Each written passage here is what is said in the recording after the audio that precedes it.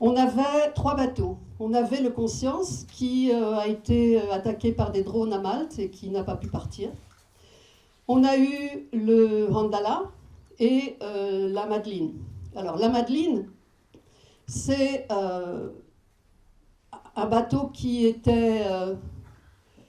alors il était en Sicile et il est parti et il a été attaqué comme les autres, mais il avait la particularité d'avoir à bord des personnalités. Il y avait des élus politiques français, il y avait notamment Rima Hassan, eurodéputée de la France Insoumise, il y avait d'autres députés, et il y avait Greta Thunberg. Et ça a fait une espèce de tsunami médiatique, l'attaque de la Madeleine, le kidnapping des passagers, la détention des passagers. Et il s'est avéré qu'à ce moment-là, des tas de gens se sont éveillés à la question du blocus et à la nécessité de le briser, et à la nécessité de le briser par la mer, parce que de toute façon, on ne peut pas le faire par ailleurs. Côté terre, c'est Israël partout et l'Égypte au sud, et l'Égypte était partie prenante du blocus. Madeleine, c'est une pêcheuse de Gaza. La seule.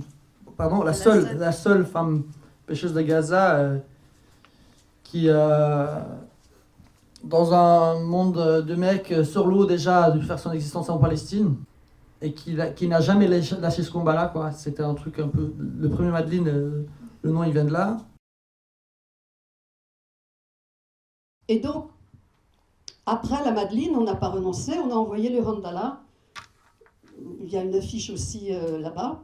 Le Randala, c'est ce bateau qui est venu à Brest l'année dernière, hein, et qui a subi le même sort que la Madeleine et que tous les autres.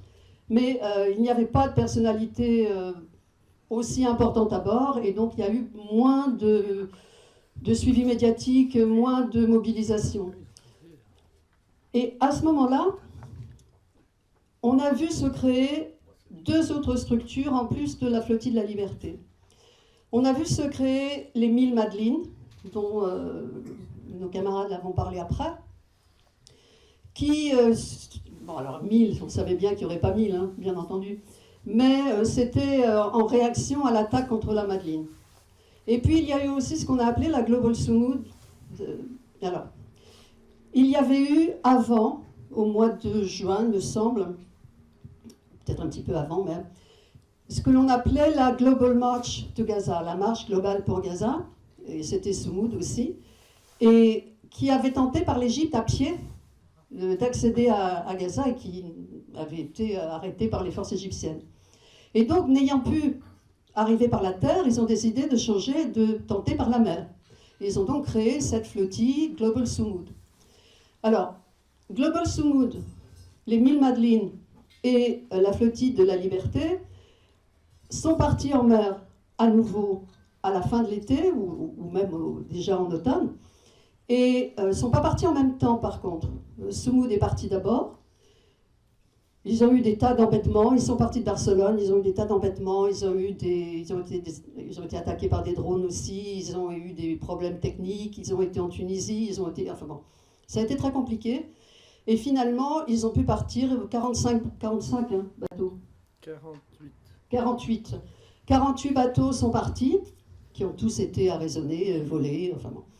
Et puis, un petit peu après, les 1000 Madeleines sont partis. Ça, c'était tout à fait fin septembre. Alors là, il y avait 7 bateaux, et puis les 2 de la flottille de la Liberté Italie. Non, dis-moi. Il y avait 8 bateaux de la Thousand Madeleines. Oui, et 2. Les 2 d'Italie ne nous ont jamais rejoints sur l'eau, à part le Conscience. Ah oui, c'est vrai. Oui. Donc c'était 8 et non pas 7. Et les 2, oui, tout à fait. Et il y avait 2 bateaux de la flottille de la Liberté Italie, mais dont l'un a eu des avaries et a dû aller en Crète. Et l'autre l'a accompagné en Crète parce que les conditions étaient compliquées sur ce bateau qui était en avarie. Donc c'est vrai qu'ils n'ont pas rejoint les 1000 Madeleines ensuite. Et puis il y a eu un bateau de la flottille de la Liberté, un gros bateau, le Conscience, qui étant un bateau plus puissant, plus grand, etc., a rattrapé les 1000 Madeleines en mer. On est parti 2 jours après. Donc, et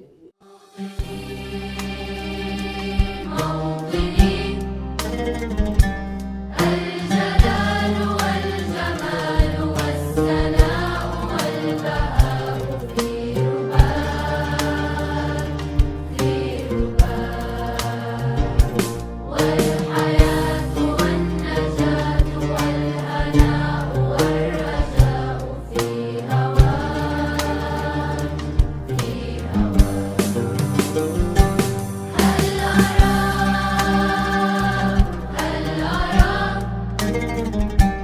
أرى